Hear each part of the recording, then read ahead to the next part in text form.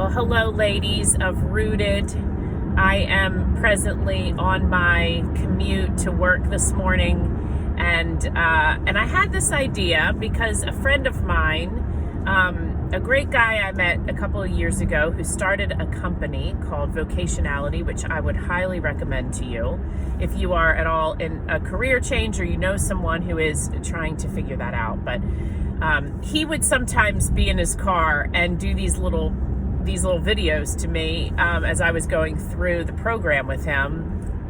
And it felt so personal. So anyway, I'm just on my commute, and I wish I could have you right here in the car because, first of all, I'm passing some of these beautiful fields with these wildflowers, these little clusters of wildflowers, and I've put myself to the test to figure out what are some of the different grasses and wildflowers and reeds that I see.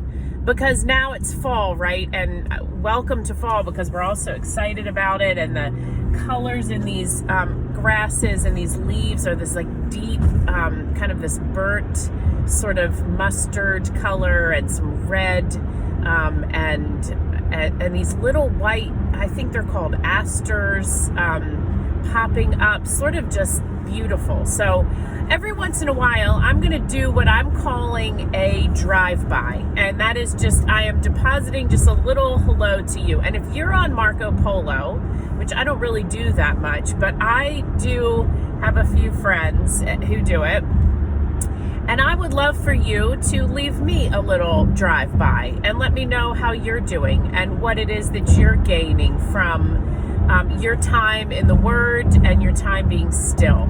But let me just say this. I am proud of you. Put your hands on the wheel, Dawn. I am proud of you for doing the work that Paul called Timothy to do. When you read 2 Timothy chapter 1, and this being a letter, which is it's always good to be reminded these are letters, and Paul said to Timothy, fan the flame of your faith that your mother and your grandmother started in you when they laid hands on you.